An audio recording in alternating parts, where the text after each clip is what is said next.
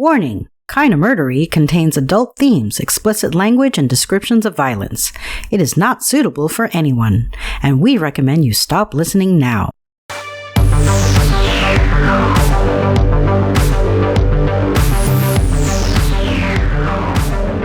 True crime with a dash of the paranormal, the garish, the strange, and the darkly comic. A podcast that's about more than just murder.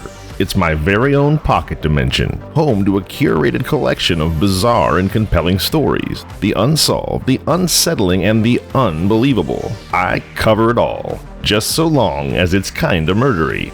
Hey everybody, welcome. I am Zevon Odelberg, and this is Kinda Murdery. As I mentioned in yesterday's quick update, it's been a bit of a tough stretch. Now, on the list of people that it's been a difficult time for, my name is actually way down the list, and yet I am still feeling it. On November 28th of this year, Thanksgiving Day no less, my dear friend and podcasting mentor Jerry Paulley, host of Hillbilly Horror Stories, passed away. I hardly think it would be possible to be less thankful for anything on Thanksgiving Day than Jerry's passing. And yet it would be equally impossible to be more thankful for anyone than I am for Jerry and his wife Tracy and the influence they've had on my life on my podcast. But really, I said life before podcast because life is the truth of it. I met Jerry and Tracy back in June of 2001 when Kinda Murdery was a brand spanking new show, and I reached out to them to have them do a promo for me. I bought some ad time. And with a show of their stature, and because I felt like there was some similarities between our shows, it seemed like a good place to go. And I didn't expect anything more than the promo that I'd paid for. But I got a lot more than a promo. I got a true friend. Sure, Jerry promoted my show, but he also agreed to come on and be a guest. He agreed to have me on as a guest.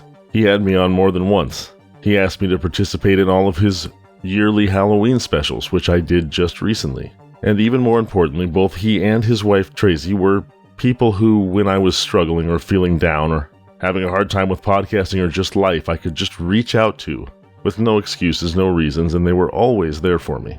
Both of them, like living, breathing guardian angels, wanting nothing back but friendship, always giving love and authenticity. I mean, I really don't know what to say. There's not much I could say that would do a man like Jerry justice.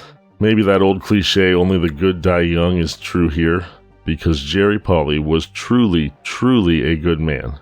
I know I haven't talked about it much, but I know that mental health advocacy was important to Jerry, and so I'll mention here the free crisis hotline 988 that you can call if you're going through a tough time. That's 988. But I know that Jerry Paulley, for me and so many people, was a living, breathing crisis hotline who was so much more than a crisis hotline because he was a true friend, and he will be missed so dearly.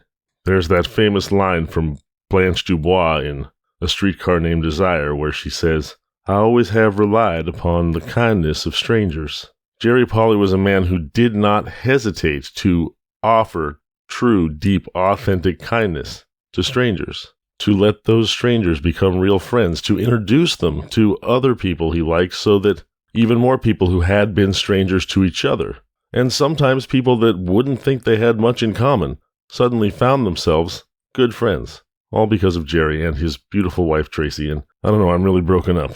Like I said, nobody has ever done more for me with less reason to do so. Nobody has ever been there for me as unselfishly as Jerry was. Nobody has ever been willing to share their platform with a newcomer with nothing but fledgling hopes and dreams than Jerry and Tracy were and are. Tracy survives Jerry, and my heart and love and prayers go out to her and all of Jerry's friends and loved ones. I wish I could manage to be more eloquent, but I feel like to some extent words fail me, except to say that the world's a pretty fucked up place these days, and sometimes it feels like the people that this world needs the most, tragically for us, but maybe not for them, are the people who leave it. But as much as he'll be missed, as much as he was needed here, if anyone ever deserved to be in a better place, it's Jerry Paulley. Although I'm sure he would rather be here with us, helping us if he had that choice. There's a GoFundMe for Jerry that's been set up by Tim Mullins from Triple H Media to help cover Jerry's medical and funeral expenses.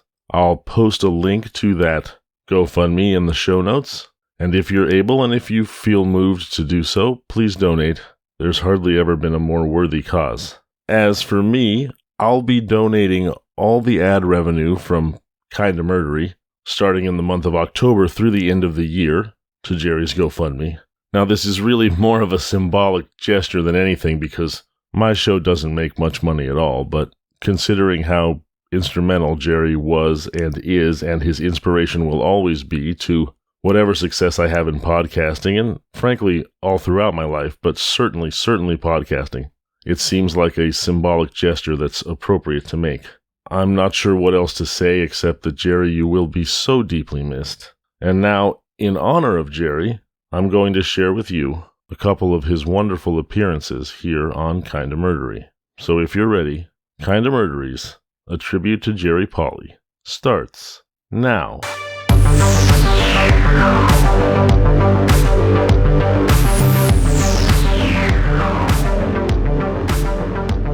Hey everybody, and welcome to Kinda Murdery Season 1, Ghost Towns of the Mojave Desert. I'm your host, Zevon Odelberg. Thanks for deciding to be here. We are here today with Jerry Paulley. I wanted to ask you, what was the inspiration for Hillbilly Horror Stories? Did something particular happen in your life that made you decide that this was the show that you wanted to do?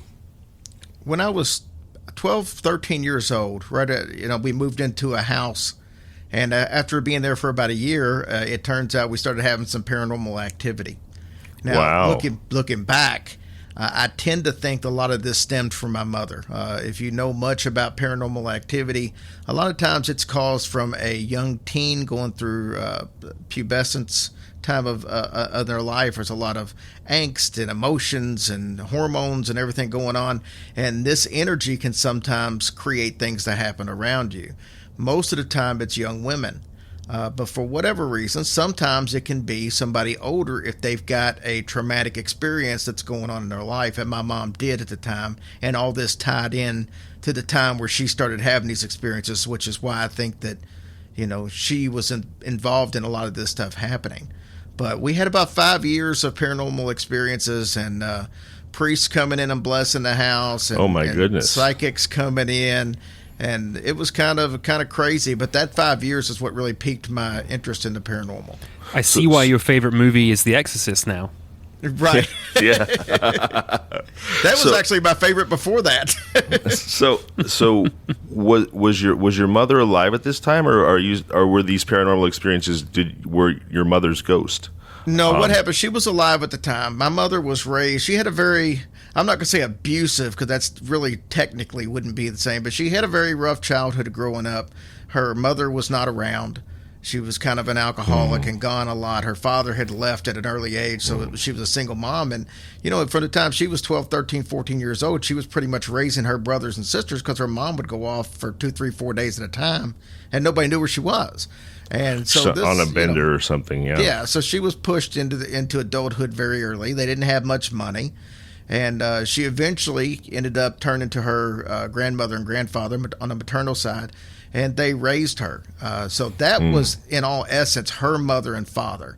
And when her grandfather passed away, which was right at about a year after moving in that house, it was very traumatic for her. It was something that she really couldn't get over. And then her grandmother passed away 4 months later.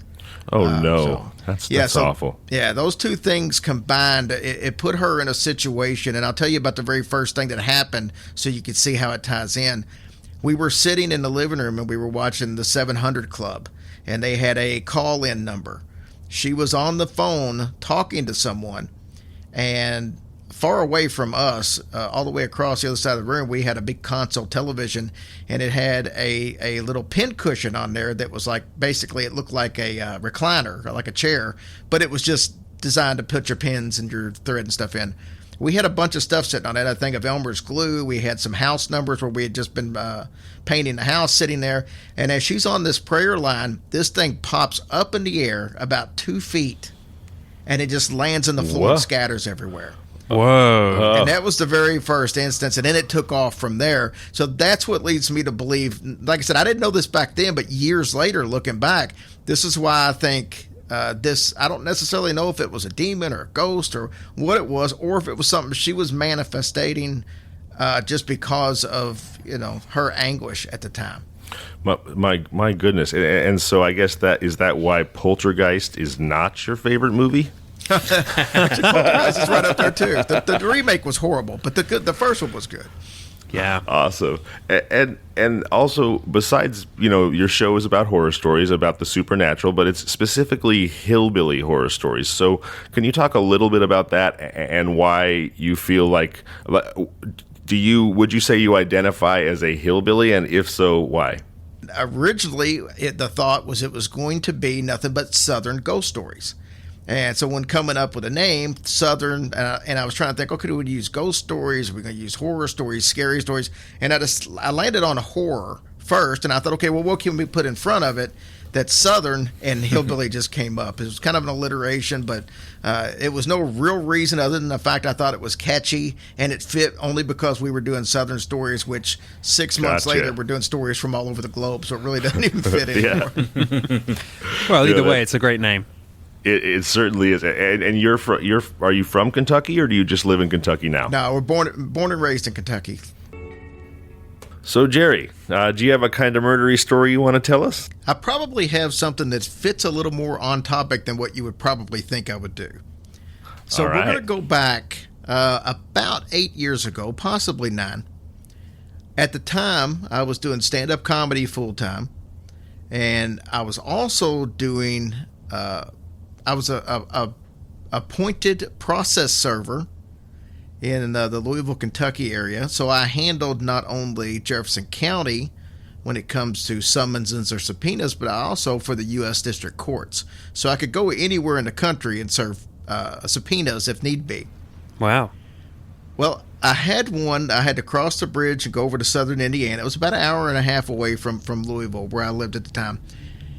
And I decided to take my wife over there. These things pretty much, I didn't really, for the most part, deal with anything dangerous. Most of these summonses that I would deliver would be credit card bills or hospital bills where they had filed lawsuit and they were going to try to garnish the person involved. And I just had to serve them the paperwork. But we would get subpoenas that sometimes would be a little more, but it was never anything like the cops should be handling. I was nothing like that. This particular day, it was a subpoena delivered that involved a lawsuit from an automobile accident that had happened, I think, like 3 years earlier. And it was in another state. I think it came from Texas, if I remember correctly. So I get the subpoena, and I drive out to the house. There's nobody home, so I leave a card. And my business card actually has, it had all the acronyms and accolades, everything on there. So, it had my title, process server, U.S. District Courts. So it's obvious what it is. And I wrote on the back, hey, give me a call. So they give me a call and set up a time for me to come out. I think it was like 6 p.m. that evening. And this was probably 1 o'clock. So I asked my wife, I'm like, hey, I'm just going to run out there. I'd already talked to them. They were completely cool with it. Tell me to come out, which is usually the case when I left a card. People would call me and tell me to come out, and it was no big deal. So I tell my wife, okay, they want me to come out at 6 o'clock. Come on and go with me because, it's an hour and a half drive, and it was already 6 o'clock since I had to come out there. So we went ahead and went together. So I get to the house. The gentleman's outside on a lawnmower, one of the riding lawnmowers, and gets off, shakes my hand, and he says, just go ahead and pull all the way up if you would. And the way this driveway was set up, it was kind of out, not really in the woods, but it was a little more rural in the fact that the houses weren't right on top of each other. And at the end of his driveway, there was some stacked up wood. There was, just some other stuff. So when you got up there was no going forward. You stopped at the end of it, and that was it. You had to back out. So you were getting boxed in, basically. Well, that's what ended up happening, because he then nonchalantly backs after we get out of the car. He was cleaning his lawnmower. He gets off now and he's cleaning it off. He's wiping it. Well, then he gets up and he just nonchalantly parks it behind our car. Oh boy! Then his wife comes out of the house with a video camera, and they start giving us this lecture about we're not going anywhere. We've got no business being on their property. And, of course, I'm going through I've talked to you guys earlier today. You told me to come back. You know what the situation is. Well, you're going to stay here until my friend from the sheriff's department gets here. And I'm like, good, call the sheriff's department because I've got every right to be here. Yeah. I'm serving a federal subpoena. And so this went on, and his wife's filming us, and they're telling us they're just going on like they're these big conspiracy theorists or something. And it's almost like something that you would see, in some of these documentaries out in the woods with these people that have their little cults or whatever going on. Oh, my God. And, they're telling us we're the enemies. We've got no business being there. They can't believe that we're there. And I'm like, I'm starting to lose my temper. And, I eventually told these people, I'm like, you know what?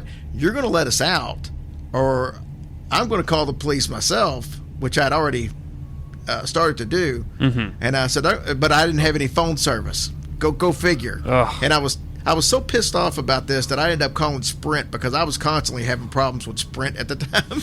And I ended up calling them saying, dude, your crappy phone service is one thing, but now I was in a dangerous situation and I couldn't call the police. But anyway, long story short. Oh, my God. So this guy keeps going. I tell him, I said, look, I'm going to, this is, you're holding us hostage. You're holding us against the law, against our will. This is against the law. You can't do this. Nope, I'm not holding you against your will. You're just going to stay here till the sheriff gets here, and then we're going to talk about it. And so he couldn't get a hold of the sheriff. He kept trying, and he'd left messages for him. Well, eventually, after about 30 minutes, he went ahead and said, you can go ahead and go. I can't get a hold of the sheriff's department. Once I get a hold of the sheriff's department and they tell me this is okay, then you can come back. So he moves the lawnmower. We back out of the driveway. We start going down this little country road, and not even 5 minutes up the road, here comes a sheriff's car passing us up. So we stop and flag the guy down. And then we tell him what's happening. He's like, you got to be kidding me. He said, whoever the guy was, he knew who he was. It wasn't the guy he was trying to get, but I guess they sent somebody. Mm-hmm. And he's like, well, let's go up there together and we're going to get it straightened out. And then we drove up there with him. He basically lectured the guy about what you can and can't do. And the guy signed the paperwork and we left. But I mean, for something that should have been so routine, that turned into kind of a murdery story. That is very scary. Oh my gosh, yes. That's not a situation I would want to be in. Not at all. Did you know what they were being served for? Yeah, it was somebody was suing them over a car accident from like 3 years earlier. Oh, right, car accident. But it had become a federal case at this point. Wow. Well, it's only a federal case because they lived in a different city. So it really wasn't as much a federal case as it was that they had to have somebody. Anytime you cross state lines with a subpoena, it has to be listed as a federal document. So it wouldn't that it was like something the FBI was interested in. It was only because they were in a different state and they needed me to be able to serve it. Yeah, that's definitely scary though, to be essentially trapped there. And then thank goodness the wife didn't walk out of the house with a shotgun. Thank goodness she was only shooting you with a video camera, right? Whew. Right, and they weren't extremely threatening, but they were loud and belligerent. I never really felt like that my life was in danger. And I would have handled it a whole lot different if my wife hadn't been there. But that's what made it a little more concerning, that we just both happened to be there. But the filming it and everything I don't know what they were expecting or what they thought they were going to catch on film, but they literally seemed like these anti-government conspiracists that would be living up in the hills or the mountains or something. Wow. I would be afraid that once they'd sort of told you were trespassing, that they would try to goad you into doing something that would give them an excuse to shoot you or something. You know, that's what's really kind of scary about that story to me. Yeah. I served for over 7 years, and I had probably served thousands of papers and subpoenas, and that's the only time I really had a situation where I had any kind of fear that something might go awry. Wow. Well, that's a pretty good track record then. Yeah, you got a splendid record. Yes, exactly. Well, I mean, I had some people that were ticked off that were not happy that I was there, and I've had them grab the paperwork from me and try to tear it up and stuff like that, but I never felt threatened. Right. Well, and it seems like you said these were tinfoil hat people and probably not terribly bright. I mean, the I'm going to trap the subpoena server with my tractor until a law enforcement officer shows up that's not a logical equation that I would put together, you know? I guess I think being out in the kind of in the country like that where they know the people, they just kind of figured that, and then in the end, that's really kind of what happened anyway. I mean, they just basically, you can't do that. And, you know, so I mean, in the end, I would have had to press charges or something for anything to happen. So, right. Wow. Man, you're a brave man, though. I definitely would have felt myself pucker a little bit in that situation. Yeah. Well, you know, speaking of people that make plans that are maybe not the brightest, I think that leads us right into our third story. That would be the story of Casimir and Ferguson. Let's hear it.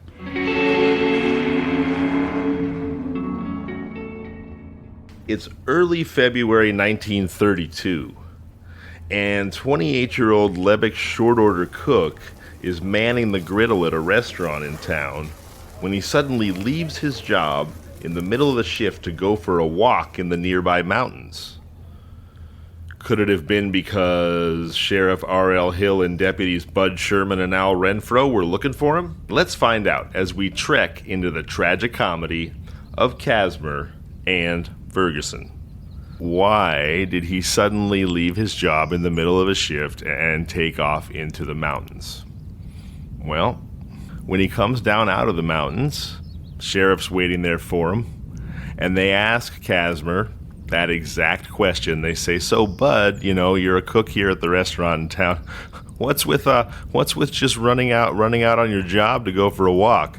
And Casimir's reply is, "Well, you know, I often have these spells come over me where I just need to get a bit of exercise. And when I do, I got bees in my bonnet, I got ants in my pants, and it's really quite common for me to just leave work and go for a hike in the mountains around Levick." Where you guys, you've probably all been more or less to the Grapevine at some point on a road trip approaching Los Angeles or leaving it, and you know that those are not exactly mountains where you think to yourself, "Oh boy, the nature is just so beautiful and hospitable. What I really need to do in the middle of the afternoon is go for a hike through these desert mountains full of rattlesnakes, grizzly bears, and just, you know, hot or extremely cold weather." And so they go, "Oh yeah, okay, so you just needed some exercise." They said, "Well, we wanted to tell you that the Bank of America in Tipton, which was a town about an hour away from Levick, it was robbed yesterday afternoon of about $1,100 in silver money." Because again, this was 1932, so you know, silver money was much more common currency than maybe today. And he goes, "Oh, really? The bank was robbed?" And they said, yeah, it was. But great news, we found over half the money. To which, okay, you know, and you have to. I bet he's thinking, "Whoops." Well, here's what he goes. Yeah, because two men robbed the bank, right? They tell him we found over half the money, and his reply is, "Well, gosh, I'm sure happy to hear that." No, you know, he's so clever he's playing dumb, or maybe it doesn't occur to him that maybe the half the money they found was his. Right. He's like, "Oh wow, sucks for my unnamed partner who we haven't yet mentioned." Right, exactly. Here's what happens the day of the robbery. Casimir goes to visit a friend of his in Bakersfield, and he says, "Hey man, can I borrow your car?" You know, and the guy says, "Sure." He says, because he said, "Can I borrow your car for 10 minutes?" And the guy says, "Oh, sure." You know, of course, this was 1932, but so there was no Uber. But I'm pretty sure that the friend wishes he could have told Casimir, "Hey, just take an Uber," because that 10 minutes turns into 8 hours later that the car gets returned. Can either of you guess exactly which car Casmer was borrowing from the friend in Bakersfield? No clue. It was the getaway car for the bank robbery. Genius. So, Wow. he borrows a car from his friend that he says he's going to return in 10 minutes, that he then goes and uses for a bank robbery. So he's got a pissed off friend whose car has disappeared for 8 hours, who knows exactly who he is. So these guys go in and they rob this bank, but they tie, you know that twine that's like thin, sort of old sailor rope, the kind that you might have in your muck room, but that like unravels as soon as you want to use it. That kind of Sure, almost yeah. like garden twine. Right. So they tie everybody in the bank up with this garden twine, this like skinny unraveling rope, and then they manage to steal their $1,100 worth of silver coins and sort of get away in the getaway car. But their tie-up job and the twine itself is, you can kind of rip that stuff apart. Everybody basically escapes from their tied-up situation immediately and calls the cops more or less right away. Meanwhile, Casmer, 8 hours later, returns the car to his friend, who's pissed off, being like, what the fuck? You said 10 minutes. It's 8 hours later. And not only does he return the getaway car to his now angry friend, inside that getaway car, he leaves a pair of his own overalls with the rest of the twine that was not used in tying up bank employees in the front pocket of the grown man's Oshkosh Bagosh. Wow. And one of the easily traceable silver coins from the bank robbery in between the seats that like fell out of his pocket in between the seats is also in the car. Genius. Yeah. So and the bank employees at the trial testify that they also recognized the two guys and knew who they were. But even if they it's not clear that they even better. It's not clear that they even wore masks. I mean, maybe they just tied some twine around their eyes like some kind of 1932 Geordie LaForge. I don't know. But so, the police traced the getaway car to the pissed off friend's house. And they say, this was the car used in a bank robbery. And he goes, what the fuck? My buddy told me he was going to take the car for 10 minutes, and he comes back 8 hours later. And the police say, what's with these overalls and twine in your car? And the guy's like, wait, what? And he's like, oh, those must be my friends. And they say, well, who's your friend? And the guy says, well, it's Casmer, right? So the police go to Casmer's house. They get a warrant. They search the house. They find half the money. And that is why they're coming to look for Casmer. He must have gotten some kind of a heads up, and that's why he ditches the restaurant. Genius. Absolute geniuses, both of them. I really did feel like it was Lloyd and Harry from Dumb and Dumber, but just not as lucky. Yeah, pretty much. Wow. So they go to trial. They're going to trial. Casmer cops a deal with the DA to plead guilty and to testify against Ferguson in exchange for a lighter sentence. Again, no honor amongst thieves. Yes, but not that smart of a guy, because he's not getting no sentence at all, and however long his sentence is, both he and Ferguson are going to be going to San Quentin, except that he will have just squealed on the stand.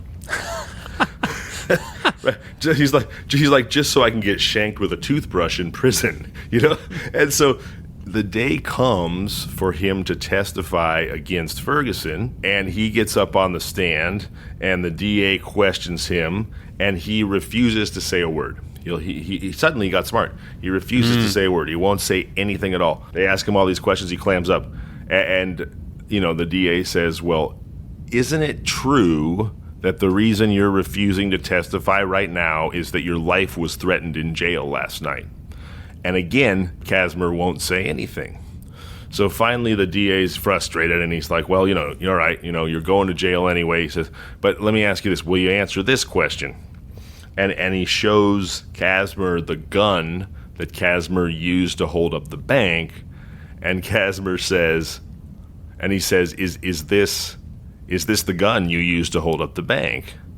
And Casimir takes a look at it, and he says, oh, yeah, I guess that's it. He goes, it looked bigger the first time I saw it, but that's the one. I was like, if that's not a setup for a "that's what she said" joke, then I've never heard one. Wow. Oh, man. I almost What a wish dumbass. I know. I almost wish the prosecutor had said, yeah, for the record, Your Honor, that's what she said.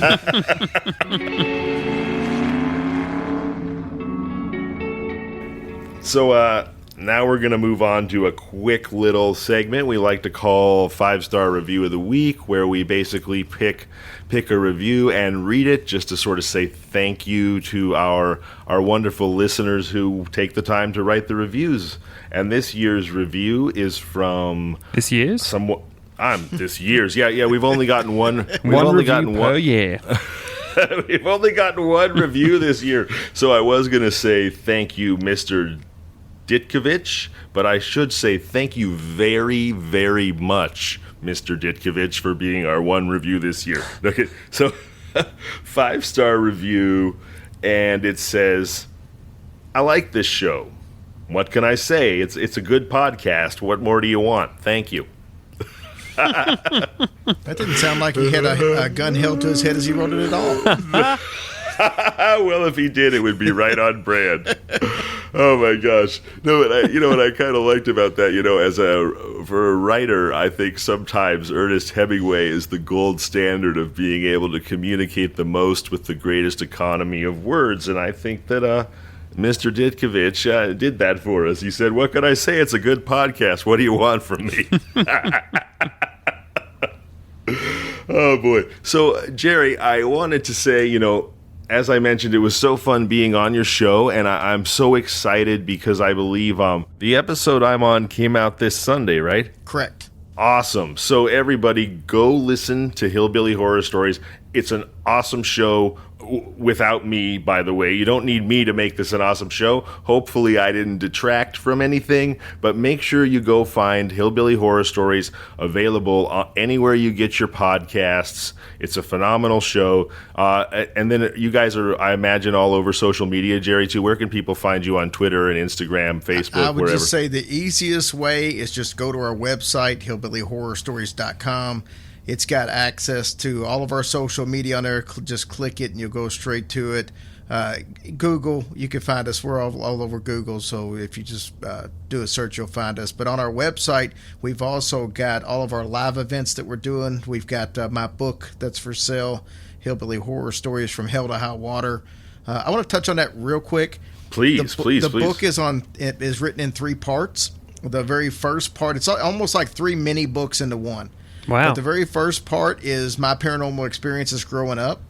The second part is about my divorce and attempted suicide and dealing with depression. Wow. Oh And my then gosh, the I'm third sorry. part is how we tie the first 2 parts into Hillbilly Horror Stories, and we include about 20 or 25 messages at the end that people have sent us telling us how it made a difference in their life, whether they decided not to commit suicide because of the show or something they heard, or whether they sought out some kind of medical help for the depression. So, but that's on there. And then we have a cruise that we're doing next September 2022. We've already had 200 people sign up for it. Holy going from moly. Miami to the Bahamas for 4 days, and we're going to be doing a live show on there with some of our podcast friends. And Wow. That's amazing. that's on the website.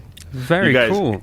So in case you don't want to take my word for it, because I'm a source often of misinformation with an authoritative voice, in case you're wondering just how good Hillbilly Horror Stories is, they are selling out a Carnival cruise ship. So that people can come hear them do their podcast live. This is Amazing. my gosh. This is a hell of a show. their show. Please go listen to it. I am honored and thrilled to be on it this week. And, Jerry, I'm honored and thrilled that you agreed to join us. Thank you so much for being here. It's been an absolute blast. Thank you so much for being here, Jerry. It was an honor.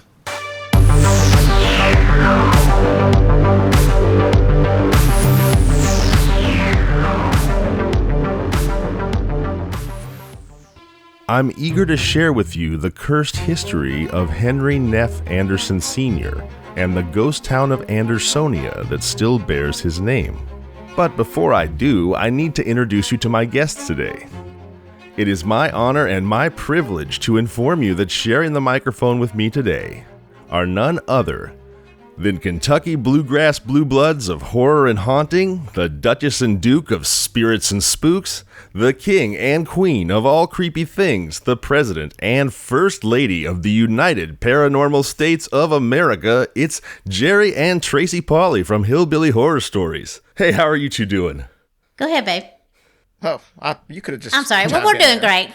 We're so used to being in the same room together. It's my fault for doing that to you. Sorry. No, that's okay, honey. Thank you for having us. We're just an honor to be on your show. Well, it's absolutely an honor to have you. And that's got to be one of the most advanced introductions we've ever had. Thank you. Gosh, if you hear a little frog in my throat at any point during the show, I apologize. I am recovering from a cold, luckily not COVID as far as I know. I tested negative, but it's been a little bit of a journey. Of course, you guys are the hosts of the wildly popular Hillbilly Horror Stories. Can you tell us a little bit about Hillbilly Horror Stories, what type of stories you tell, what you're up to, how the show got started, basically anything you want to tell us? Well, the show has evolved a lot. We're getting ready to celebrate our 6-year anniversary in August. And the show initially started out with me and a friend of mine, a gentleman by the name of Ricky. And it was about 20-minute episodes on, it was supposed to just be Southern ghost stories, thus the term Hillbilly Horror Stories. And it was a little more adult, we should say. I had Diane from History Goes Bump. She kind of coined it as it sounded like two guys in a bar talking about ghosts. And that was pretty accurate, I'd say. Wasn't real child-friendly, we'll say. And eventually, after 8 or 10 episodes, we decided that really wasn't working as much as we wanted, and Tracy became the co-host. We became a little more friendly for families and for work, and that's kind of how it started. And we eventually started covering stories from all over the world, so it's not just Southern stories anymore. No need to change the name, so we kept it. People liked it.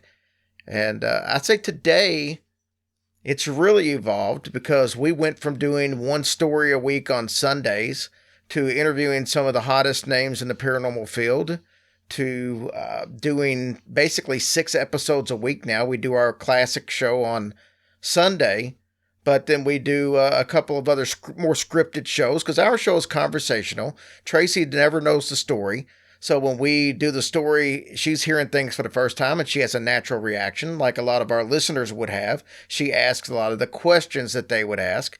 And that's kind of been our success to the show, I think, is the fact of our chemistry together. Being married obviously helps. And I tried to get Ricky to marry me. He didn't want to, so his loss. And I think that's when the show went to the crapper. But no, I think that's the key. But I know people like other things. So like I said, we do 6 episodes a week. We do one that's basically listener stories. We call it Eerie Encounters, and I just read it with a little bit of music behind it. We have one called Macabre Misfortunes that we do on Saturday, which is just a shorter version of what we do on Sunday show. So it's if you like Sunday show, the format, it's the same thing, except it's usually a story that's got some tragedy involved with it. And it's not always paranormal. We've done a plane crash where the plane was missing for 50 years and turned up and things like that. So it gives us a little more flexibility on that one. But yeah, if you got something for everybody if you tune in Tuesday through Sunday. That's all fantastic stuff. And let me just say that thank goodness Tracy came on board because I'm a big fan of the show, obviously, and I can't imagine the show without you, Tracy. You so often just sort of have the perfect aside or insight. No. Shall we jump into today's story? Sure. Sure. All right. As I mentioned at the top, this is the story of the haunted and cursed history of the lumber ghost town, Andersonia. Now, Andersonia is located just off the 101 North, about 5 miles from Percy, California, near the South Fork of the Eel River. In order to tell you the whole story of Andersonia, I have to begin with the story of the man it's named after. The founder of Andersonia, Henry Neff Anderson Sr., which brings me to the classic inquiry for all tales of woe, the need to understand the victim. And so I ask, who was Henry Neff Anderson Sr.? Henry Anderson, known affectionately as Pap Anderson, was born in 1839. He was a forward-thinking fellow with an eye for opportunity, and by 1878, he was a timberman in the great state of Michigan. Home to last week's guest, Nick View from the Traditional Outdoors podcast, and I know many other fine Michiganders. Guys, I'm always looking for an excuse to say the word Michigander because I enjoy it so much. And I have to ask you two, I take it that someone from Kentucky is obviously called a Kentuckian, but are there any other names maybe that Kentuckians use amongst themselves that not everybody would know about? Got any other nicknames for each other depending on where you're from, or any behind-the-curtain Kentucky monikers? No, but there's some where if you're like in the Louisville area and you're close to, there's Southern Indiana is right across the bridge there, so people go back and forth. Mm-hmm. That's kind of considered Kentuckianians. Okay, there you go. So, but that's not used very often, to be honest with you. But now, is there, other than that, much like with Wisconsin and Illinois, is there no love lost between Kentucky and Indiana, or do you guys get along pretty well? I don't think we get along with anybody. Kentucky and Indiana, Kentucky, Tennessee, Kentucky, West Virginia, Louisville, especially. We have we have the inner city rivals, like the fact that Kentucky, you got Louisville and Lexington that just can't stand each other, just mainly for sports reasons. Yeah. But it bleeds over into everything. Yeah. else. I imagine that's because the Wildcats out of Lexington and the Cardinals out of Louisville are such good basketball teams, right? That's usually, but it carries over into lacrosse and anything else you could factor in. Boy, you guys must have loved all the Rick Pitino stuff then, I imagine. That was super entertaining. My goodness. Yeah, never a dull moment, that's for sure. Wow. I never knew that's what an Italian restaurant was for. My goodness.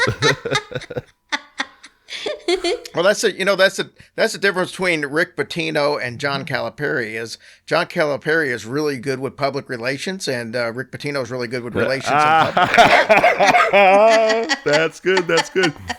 Yeah, man, I thought it was scandalous when Michael shot the police commissioner in the Italian restaurant in The Godfather, but yeah. Right. Rick Pitino took it to a whole nother level. Oh yeah, he's a lover, not a fighter. There you go. Yeah. All right. So, well, on that note, let's jump back into the tale of Pap Anderson here. So, as the Michigan timber industry grew, Pap moved to the town of Greenville, Michigan, and there he spent 20 years. Now, as I mentioned, he was a forward-thinking man with an eye for opportunity, and around the turn of the 20th century, there was no greater lumber El Dorado than the Great Pacific Northwest, home to the Emerald Triangle and the stories you hear on this season of Kinda Murdery. Well, if someone like me can see opportunity in the great looming dark forests of the Pacific Northwest, you can bet that sharp-eyed businessman and burgeoning logger baron Pap Anderson wasn't about to miss out. Pap's carpe diem moment, his opportunity to venture into the shadows of the ancients and seize upon the shady green gold awaiting him in the untouched old-growth redwood forests of the Pacific Northwest. His door to destiny was unlocked by tragic misfortune. Not, mind you, Pap's misfortune, but rather that of another timberman named J.M. Weatherwax. Side note, great name, Weatherwax. I wouldn't mind borrowing that surname for a day or two. All right. If Pap had seen foreshadowing rather than opportunity, perhaps he would never have ventured west of the Michigan woods. But he made his fortune by recognizing rich business opportunities, not by scrying grim omens. And so, When J.M. Weatherwax, pioneer of Gray's Harbor and sawmill operator, died in 1898, Pap Anderson bought his mill in Aberdeen, Washington, where he founded Anderson and Middleton Lumber, alongside his 3 sons, Sam, Hal, and Ed, and his son-in-law, Bert Middleton. Now, Pap Anderson's opportunity to stake claim to the rich Washington woods arose out of the death of someone else. But opportunity born from calamity doesn't always appear at another's expense. You know, Jerry Tracy, I've found in my life that sometimes things happen that seem like an absolute disaster when you're in the middle of it. But then later on down the road, you realize that wonderful things that have happened wouldn't have been possible without going through that seeming disaster first. I guess that's why there's the saying, it's always darkest before the dawn. But I wanted to ask you guys if there are any examples in your own lives of things you did or things that happened to you that felt like an utter catastrophe when they were happening, but that you now can see have led to something overwhelmingly positive. Well, I would obviously say my divorce, my divorce from my first wife, because that definitely seemed like a calamity at the time. And it was the darkest part of my life. And now my life is pretty great. And I have a wonderful wife. And, I could never have foreseen my life being where it is now. I'm as happiest that I've ever been in my life. And I couldn't have seen that 20 years ago. And I know you guys do a lot of work around causes for mental health and suicide prevention, and also for veterans causes. And do you feel like your desire to be in those outreach and charitable areas was born out of anything that happened to you in your life? Oh, I think without a doubt. I think once you've been to that point, you have a whole different outlook on what it's like. I know when before any of this happened, depression was something I had never dealt with, never understood depression. You know, I was one of those people that would say, well, I mean, if you're depressed, just get up and do something, work it off, It's like getting, hit with a baseball. Just walk it off. That's what I felt like. What are you sad about? I mean, you got all these good things in your life. What's there to be sad about? And you don't realize that it's a truly a mental condition that you just can't get over that easily. And once I went through it and realized that it didn't matter what happened, I couldn't change that, at least not easily. So yeah, my outlook completely changed on that and people who would attempt suicide. I was one of those that believed that anybody who did it was completely selfish, couldn't understand why anybody would even consider it until I got to that point. And then you realize that sometimes you just hurt so bad you want it to go away at any cost. And, you're willing to do things because you're not in the right state of mind. And that's the whole thing, whether it be depression or whether it be suicide attempts or people who actually complete the job of suicide. It's all about the frame of mind that you're in right then, and you will never understand that until you've been there. Yeah. When you're in that frame of mind, you can sort of intellectually be aware of all the blessings in your life, but you just can't feel it. Like that, you just can't feel that anything is good or positive, and it's hard to move, it's hard to breathe, it's hard to do anything. So yeah, I think you're exactly right about that. And I think I'm sorry that you went through such a dark time in your life, but I think that it's been a great blessing to the community that you've created through Hillbilly Horror Stories, the larger podcasting community, and for anyone that has the good luck to hear your voice and hear you talk about these things who's maybe been in those dark spaces themselves. I mean, thank God that you went through what you went through so that you can help the rest of us find a way through it. So that curse was a blessing, not just for yourself, but for everybody, I think. And as we were just talking about, this idea that sometimes terrible things happen, but down the road you see that the wonderful things could only have grown out of the soil of these tragedies or these hard times. And I guess that's why they call it faith, right? Because human beings often don't have the perspective or the patience to anticipate the domino effects of events that occur around us. I mean, that's the conclusion I've come to anyway. Yeah, I agree. And speaking of domino effects, let's get back to Pap Anderson. So he'd put down those firm roots in Aberdeen, Washington near Gray's Harbor. But then he stumbled upon what he saw as the opportunity of a lifetime. He made a trip to the redwoods of Northern California, where he discovered what he saw as the future of the logging business. There was an abundance of ancient timber that could be purchased at low prices. However, part of the reason for the affordable price point was a significant logistical challenge. Sure, you could buy the trees and at a great price by board foot, but challenges remained. How could you fell them, mill the timber into lumber, and then get it through the endless emerald moat of ancient redwood forest? Well, Anderson concluded that a mill could be located 17 miles from the coast, and lumber could be moved by railway to the docks and shipped both north and south. He knew he'd have to plan for the daily life of his loggers and mill workers, and so he selected an area where the soil was arable, and he could locate his workmen's homes near the railroad, giving them access to the mill and the company train, as well as the ability to have gardens and orchards. Pap saw his timber utopia, what would become the town of Andersonia, as both an economic opportunity and a social experiment. Of course, these were extremely rose-colored glasses through which to view the company towns of the turn of the 20th century Emerald Triangle timber industry. Now, guys, you're both native Kentuckians, or Jerry, I know you are. Tracy, are you from Kentucky all your life too? Well, there you go. So Jerry and Tracy, you're both native Kentuckians, so I'm sure you're more than just a little familiar with the notorious company towns of the coal industry.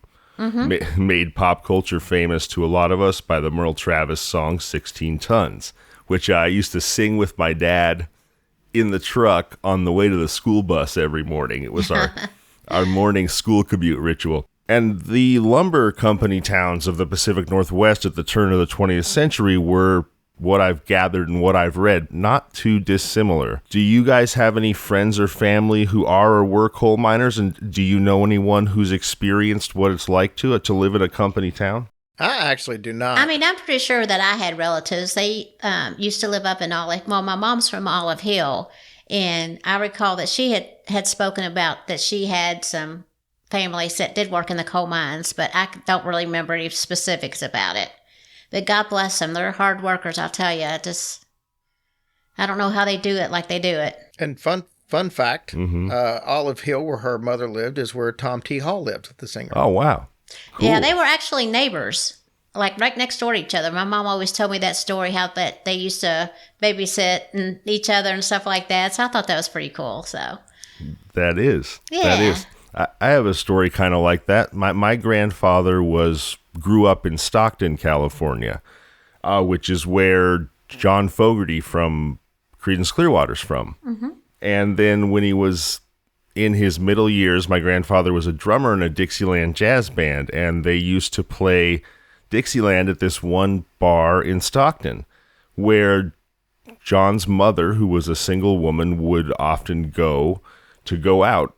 And so my grandfather got to know her because she was a regular at the bar when his band would play.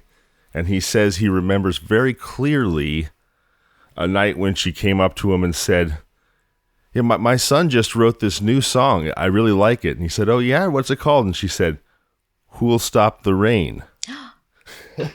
Yeah. No way. Right? Like, what a moment. It was in history. Like, it was the night of the day that John Fogerty back in Mom's garage wrote "Who'll Stop the Rain." Yeah, exactly. That's a great story. Great song. Oh, man, I love Creedence. Yeah, we do too. Oh, same here. We got to see John last year. Fantastic. He's wonderful live. Oh, my gosh. He's like, what is he, in his 70s? And you would think he's in his 30s. He was all over that stage. I mean, he was wonderful. Yeah, he looks great. And you're right. He moves like a much younger man. I mean, I'm much younger than him. I think he moves better than I do. I know he moves better than I do. That's for dang sure. My one other personalized this moment in music history happened to me. I think it was probably 2007 New Year's Eve, and I went to this little Irish bar in Los Angeles called Molly Malone's to see my friend's bluegrass rock band called the Lincoln Bedroom. Nice. And opening for the Lincoln Bedroom was this group that I didn't know anything about, and they were all dressed in matching suits like the Temptations. There were horn players, that everybody danced like Michael Jackson. It was the most mind-blowingly awesome show I'd ever seen, and I watched it in probably a 700 square foot room about 25 feet from the stage. And probably 2 weeks after that, when he all of a sudden became massively famous, I realized that I'd just seen Bruno Mars. Oh, nice. Oh, my gosh. That is so awesome. Completely, oh, my gosh. Completely blew my mind. And he was opening for my buddy's, like, folk rock band. You know? That's awesome. Okay, I digress. Let's get back to Pap Anderson. He located the mill, this utopian sawmill dream of his, in an area where Percy Creek empties into the Eel River, about 17 and a half miles from the coast. And he quickly went to work constructing a dam 32 feet high and 80 feet across to form a mill pond capable of holding 20 million board feet of logs. I mean, this was not a guy for half measures. If he was going to build a logging town and build a sawmill to cut down these giant trees, he was going to do it all the way. I don't know if have you guys ever visited Northern California? Are you familiar with redwood trees at all?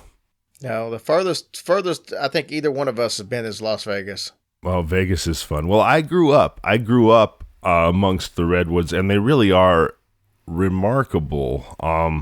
They can be, the oldest ones can be as much as 40 feet in diameter, over 300 feet tall, and they can be 5,000 years old.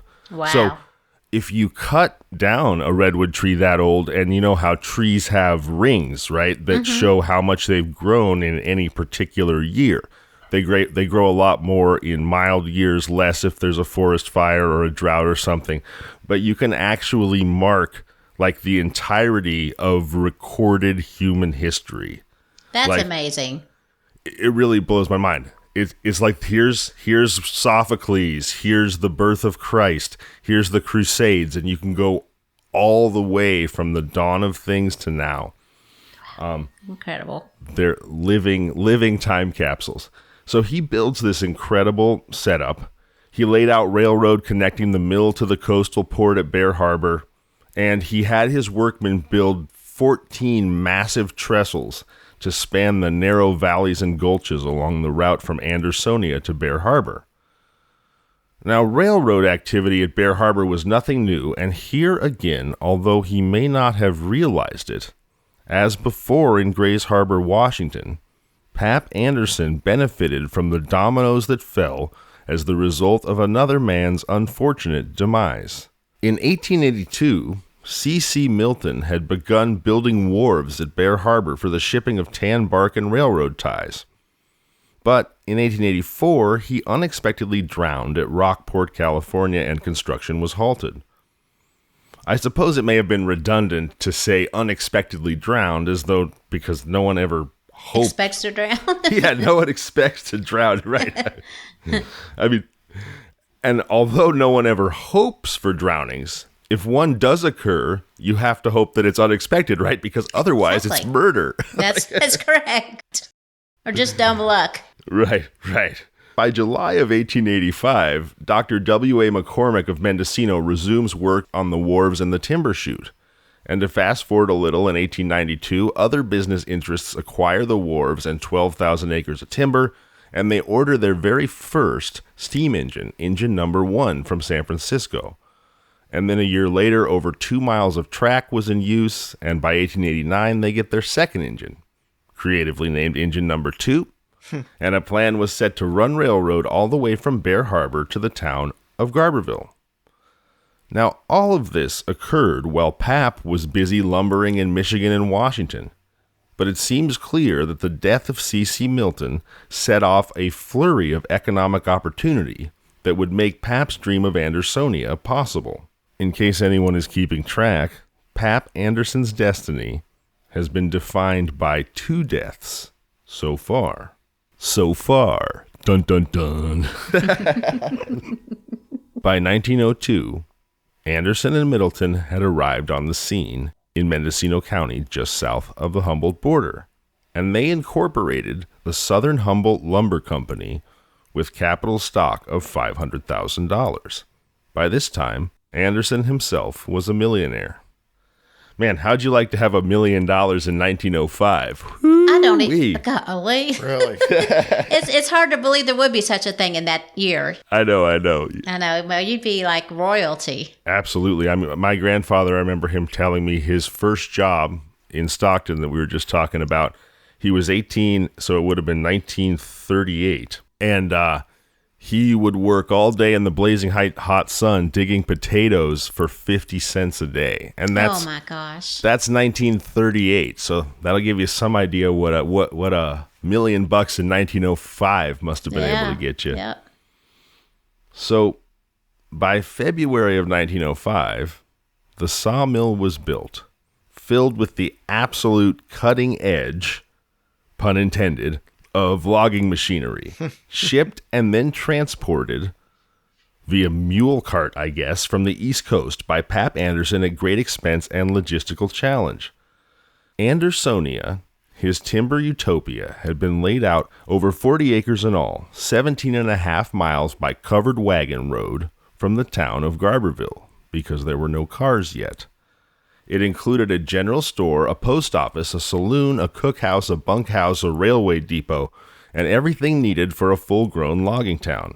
As construction was completed, Pap recruited his crew from Grays Harbor and other northern logging companies, even as far away as the home state of his first logging operation, Michigan. Michigander, there's my favorite word again, William Lilly, made a trip to Northern California to become the foreman of Southern Humboldt Lumber Company, and stood in Andersonia, mouth agape, just trying to make sense of the largest trees he had ever seen. Truly untouched, virgin old-growth forests.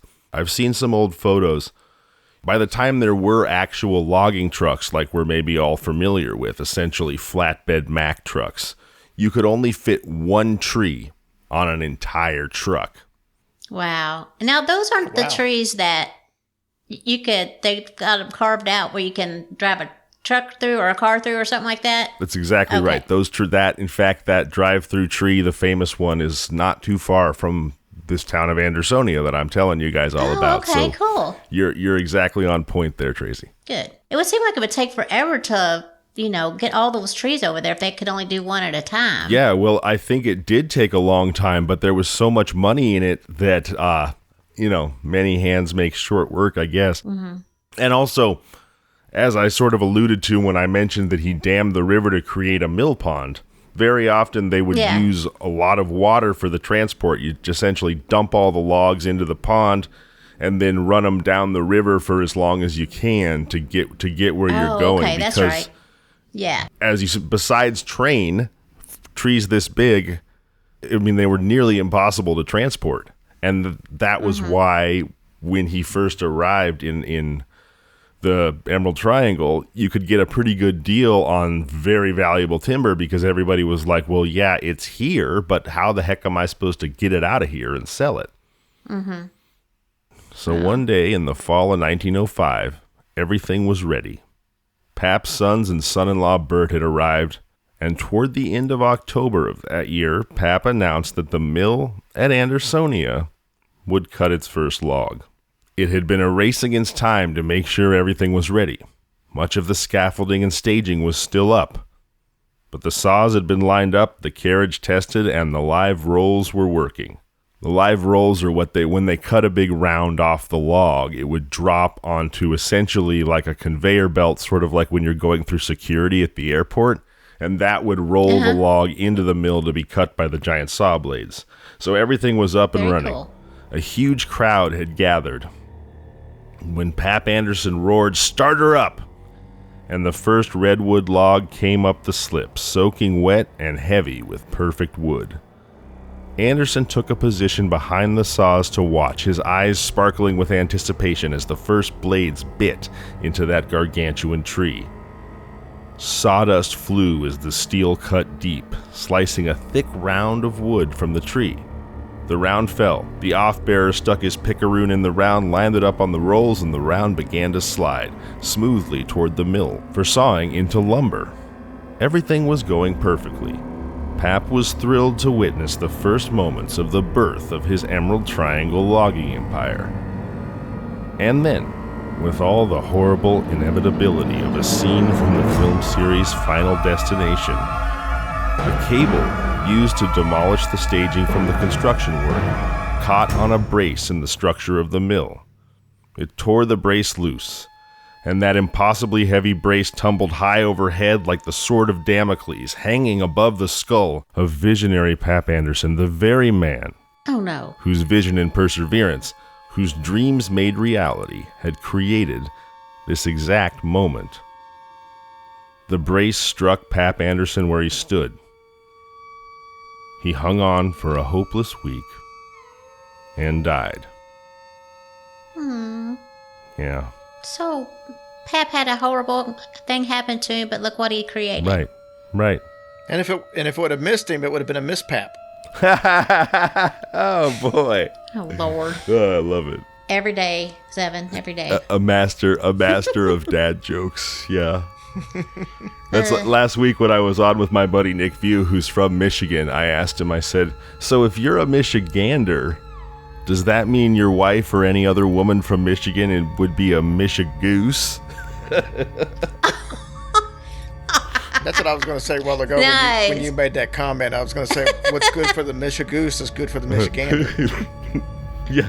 It was That's funny. awesome. He didn't have much of a sense of humor about it. He was like, no one's ever said that. Oh, Lord. I mean, not really. He was playing with me, but I think, it is people from Michigan like that word even more than I do, so. But I have never even heard of that Michigander. Oh, yeah. Have you, Jared? Yeah, and they like. I haven't. They like that just as much as throwing up their hand to show you where they live. That's always a given. Where do you live at? Well, if you go, it's like. Oh. We don't do that. We don't. Let's try to make the shape of Kentucky. That's hilarious. See. That's really, as if like a map of Michigan is just imprinted in everyone else's hand. That's pretty funny. Oh my gosh. So when Pap dies, all the work at his timber utopia of Andersonia ceased, and it remained ceased. Some 31 years later, on April 18th. What? Yeah. It stood as a sort of ghostly monument to what could have been for a long time. 31 years later, on April 18th, 1936, in the Mendocino Beacon, a writer named C.A. King recounted a story written by George J. Tooby of the Humboldt Times. And it was C.A. King's recounting where I first discovered this story of Andersonia.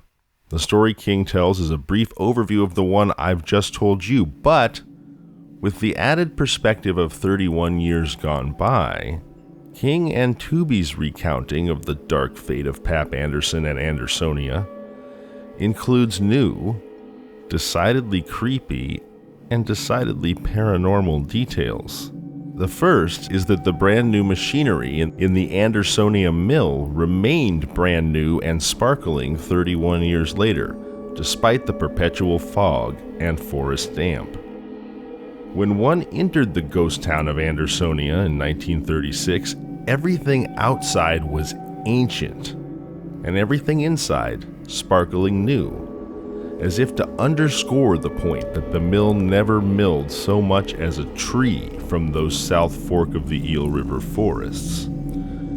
The second creepy thing is a railroad station, standing there with only 100 feet of track that disappears into a gully. And yet, local hunters report finding pieces of railroad rail miles from any civilization, and many miles from Andersonia itself, as though flung impossible distances by a raging Sasquatch or some other sylvan protector.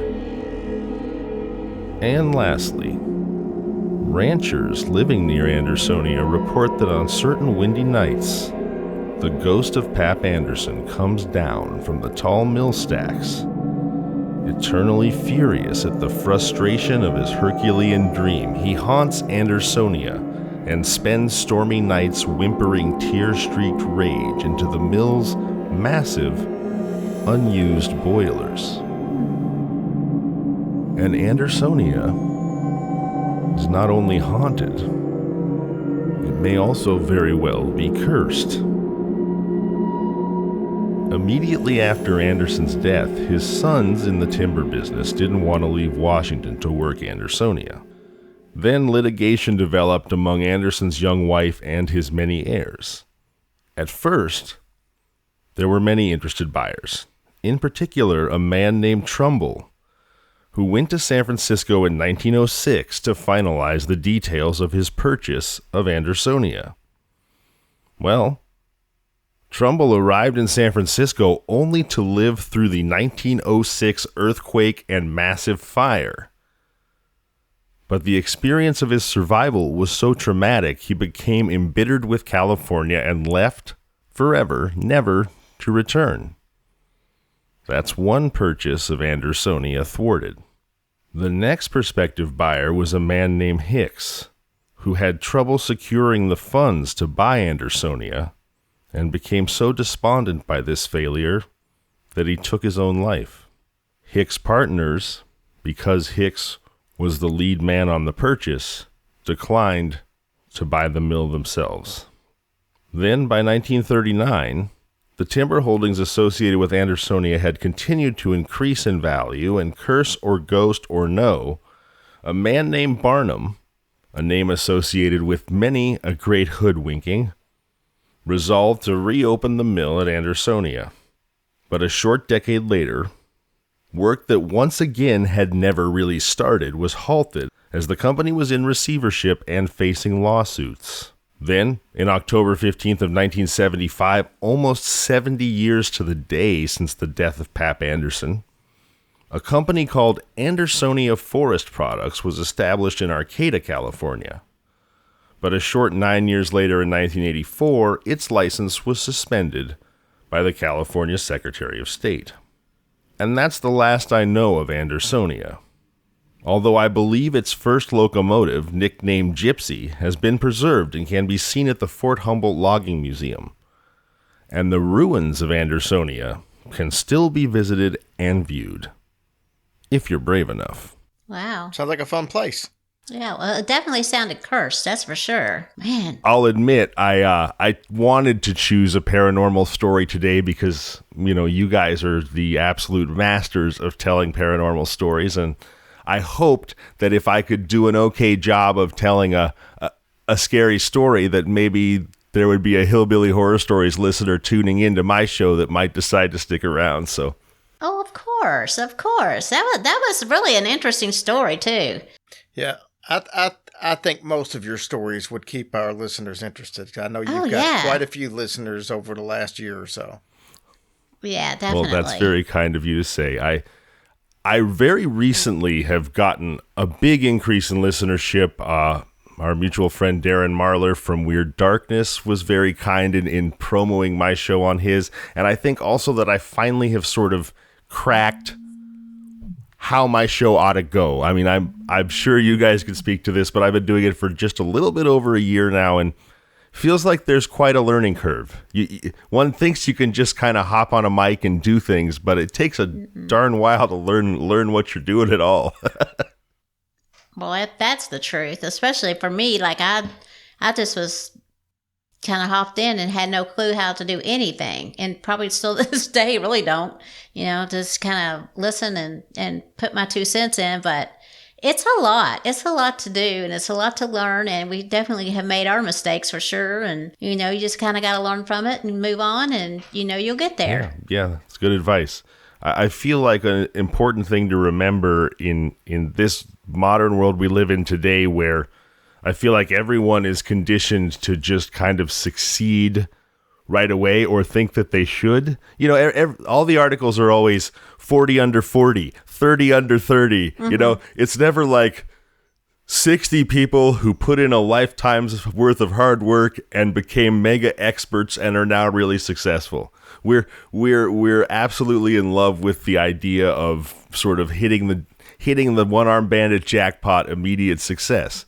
And so with something that takes as much work as podcasting, it can sometimes be hard to remember that you've just, you got to put the time in. I think what's important to keep in mind, though, is the reason those 40 under 40 and 30 under 30 type stories are so big is because that's not the norm. That's what makes them a story. Right. That's a great point. Well, Jerry, Tracy, do you guys have a story that maybe you want to share with the listeners here?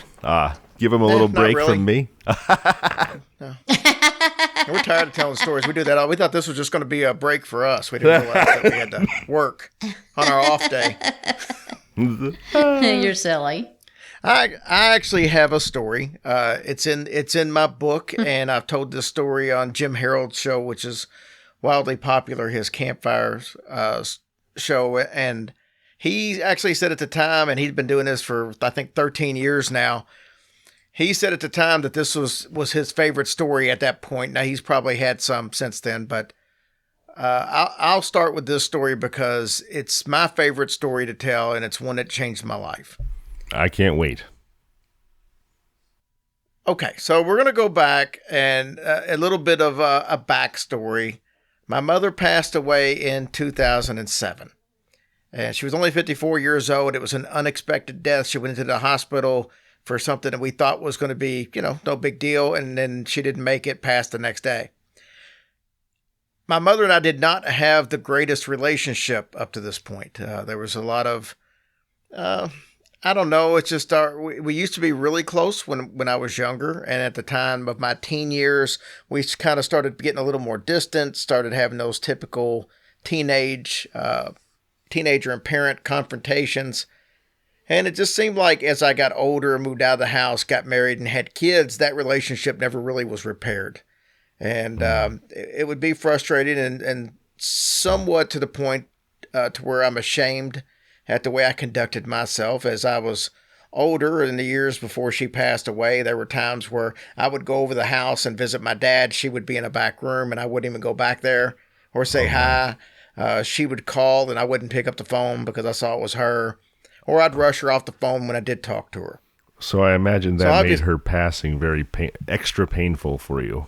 It did. There was a lot of guilt, obviously, because I didn't expect her. She didn't have a terminal illness or anything, and I obviously wasn't expecting her to pass away. But I didn't have that perspective until after the fact. And at this time, I was doing stand-up comedy, and we're about 6 months past her death. And I'm at this little hole-in-the-wall bar. I mean, I bet if it was wall-to-wall with people, there probably couldn't have been 50 people in the place. It had 2 rooms. The main room was the bar. And then it had a step-down room with seating for about 25, 30 people that they would do karaoke and what have you in there. And they allowed us to do a comedy show one night, and it was me and a gentleman named Chuck. So I've had nothing else to do that day. I get there a couple of hours before the show. I've got my notes on paperwork. I'm just kind of going over my routine. And it's about this time that this quintessential biker and his girlfriend come into the bar.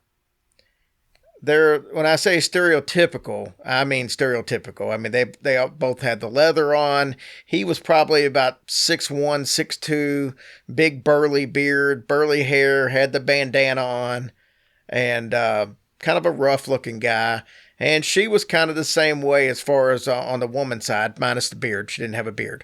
But she was, she had a couple of scars on her face, and she was probably late 40s. He was probably late 40s. But anyway, so they come in, super nice people, and we're talking, and they find out I'm a comedian. I ask them, hey, are you guys staying for the show? Well, they had no idea there was going to be a comedy show, which it's not like there was a big billboard outside or anything. Mm-hmm. And, they said they might hang around. They were basically stopping here before they went to a couple other bars.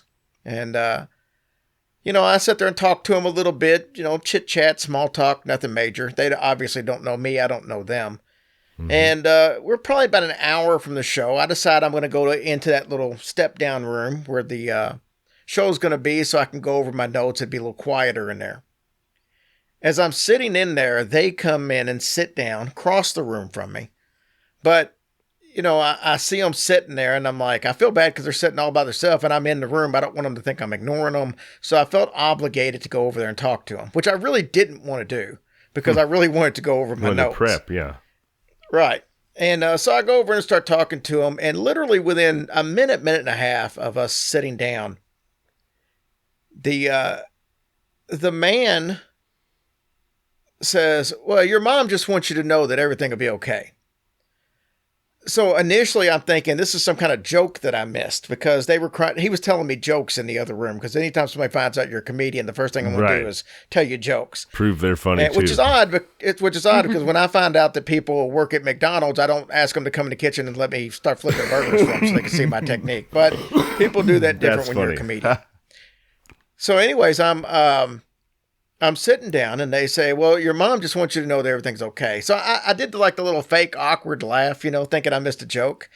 And the young lady reaches over. She puts her hand right on top of my hand and said, no, your mom really wants you to know that everything is okay.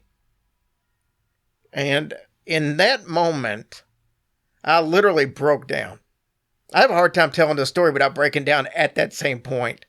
And matter of fact, we did a live event in Memphis last year, I think in October, and I literally broke down on stage and had to wait before I could finish because it's just as many times as I've written this story and told this story, which has been a bunch, it never seems, the emotion never goes away from it. But I lost it to the point to where I knew that she was there. I knew that they were there for a reason that I had no clue about.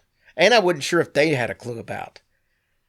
And so we just started talking about it. And I said, we didn't have the best relationship and there was a lot of guilt and I explained some of the stuff already that I explained to you about, not answering phone calls and all that. And they said, yeah, but she knows that and she just wants you to know that everything's completely fine. That's not something that you need to worry about. It's not something that needs to be on your mind, that, all is basically forgiven. And I said, yeah, I that's a load off of my shoulders to be able to hear that. And then they just went on to start talking about other stuff like, well, she feels like that you should be doing, bigger and better things than, like being at this little bar tonight and all this stuff. And my mom saw me perform one time. It was at the Comedy Caravan up in Louisville, which was the biggest nightclub or the comedy club in that area. And matter of fact, Tom Sobel owned that club for the longest time. He owned it for like 30 years, and he's the gentleman that founded Gallagher and some other big names out there. So that was, his agent and all that. So he was a pretty big name in the comedy business. And, so my mom did see me perform once, and, my comedy career really was just starting about the time that she saw me. As a matter of fact, I think it was my second performance ever, and I was still only like probably less than a year into it. So, a lot of growing to still do. I really didn't deserve to be anywhere other than a place like I was that night. But, then they kept saying some things to me. But to be honest with you, I don't remember much after that moment. I was so overcome with emotion that, I don't remember much about that night after that. Not the show, not anything. I mean, I performed and I guess I did okay, but I at that moment just completely changed my life, because even though I grew up in a haunted house and I knew in my heart that there were spirits and life went on, this was my proof. This was my undoubtedly proof that there is a life and that my mom was still out there. And she was willing to send somebody in there somehow, some way to give me this message. And they would have had no clue. They would have had no clue. And then right after that, they got up and left, and I've never seen them since. So, these two bikers randomly walk into a bar and start telling me stuff about my mom. And, that's a story that you can't write. I mean, how does that happen? I don't know if they were angels or, I don't know if they even knew that, I don't know if they've ever been used like that since then. But they were sent there for a reason. Yeah, wow, that's an amazing story. I'm misty-eyed myself. I don't know if you can see me sort of biting my lips, but yeah, that wow. So do you think that she channeled through them to speak to you, and that it's likely that the biker and his girlfriend don't have any memory of it themselves? Or do you think that there was something more intentional to it on their side as well? Like maybe this is something they've done for people before because they somehow have that sixth sense or something? I have no clue. I have no clue whatsoever. I mean, it could have been a situation where they walked out of that bar and it's like, what the hell just happened? You know, maybe they didn't have a clue. It was just a spur of the moment thing. I have no idea. I did figure out, though, years later, and it never made this connection. The little bar was called Red Eyes, and it was a little hole in the wall. I mean, literally a hole in the wall that sit on a corner of on these two little quiet roads. So you had to want to get there. And I remember that my mom, myself, and my dad rarely did anything by ourselves.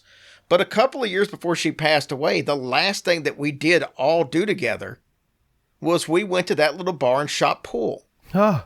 And I didn't remember that until literally probably maybe 3 or 4 years ago. Wow. And that just happens to be the place she showed up, and maybe that was a connection that I didn't draw. Wow, that's amazing. And is your father still alive, or was he still alive at the time? No, he is. He's still alive. Yeah. Wow, that's really I've got the goosies, Jerry. That's quite a story. Well, I've got the ganders, so and we brought it full circle. Yay. Oh my gosh, that is I can see why that's Jim Harold's favorite story, and now it's one of mine as well. What a remarkable tale.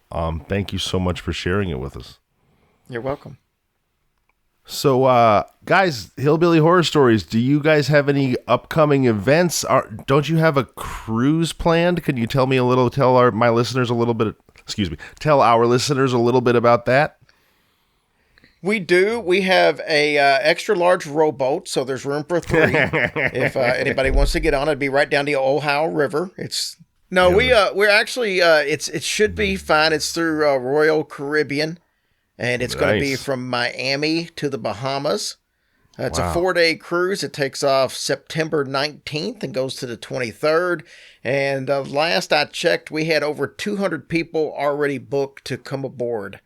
So it's going to be fun. It's going to be us and 3 other podcasts that are going to be there. Mysterious Circumstances, the Brohio podcast, and the Shane Waters podcast. Drew a blank completely at the thing, but it's going to be a complete blast. We're going to have one day where we're going to be doing a live show with all 4 podcasts, and the Foul Play podcast. Oh, that's it. Yeah, I just Googled. Yeah, Foul Play. Got it. Yeah, the Foul Play podcast. That sounds so fun. And Shane, by the way, Shane is big time. I mean, big time. This guy, he helped solve some of the redheaded murder cases that was in West Virginia, Tennessee, Kentucky, I think goodness. Indiana. But there was some cases back in the 70s where there were a bunch of redheaded women of the night, we'll say, ladies of the evening, that went missing, and they found their bodies, but they couldn't rectify who they were. They never could find the names for these people.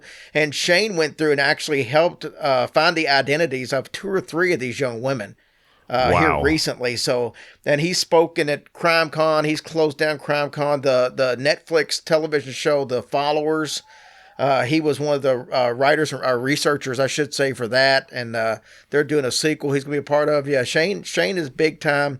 He's a 30-year-old guy that's about 6'8", 6'9".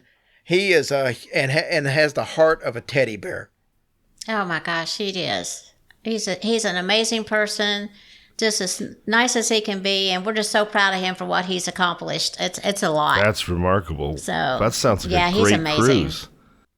Mm-hmm. Hillbillyhorrorstories.com. We have a tab on there that's completely dedicated to the cruise. It has all the information, the travel agent to call. It's got all the videos and prices of rooms and everything. But this thing starts, you can get in with 2 people in an interior room for like $900. And that includes all your food and a couple of different stops that we do out there, and then the live show that we do. It's going to be a fun time. Gosh, that sounds fantastic. I might have to go book some tickets for myself and my family right now. What a cruise. What a cruise. You should, really. It'd be super fun. All right. Well, hey, yeah, I should. I've got to run it by the family accountant first. But if she says okay, maybe we'll see you there. Well, Jerry, that would be great. It sure would. I would love it. So, Jerry, Tracy, thank you so much for being here today. It's been an absolute pleasure to share this time with you and share stories. Jerry, I'm honestly still a little bit moved by your story. I was thinking all about the cursed and haunted story that I told, and now I hardly remember it because I'm just thinking about that moment with you and the bikers in the bar and what that must have been like. Man, thank you so much for sharing that. You're welcome. Well, it's Hillbilly Horror Stories, everybody. A fantastic podcast available anywhere you get your pods. You can go to hillbillyhorrorstories.com. You can book tickets to the cruise. They've got some fantastic merch there. They've got announcements about upcoming live shows. I love the show. I love Jerry and Tracy. They've been amazing friends and mentors to me on my podcast journey. Please engage with them. Subscribe to their show. You'll be so happy you did. And again, Jerry and Tracy, thank you so much for being here. For Jerry and Tracy Paulley, I'm Zevon Odelberg, and this has been Kinda Murdery.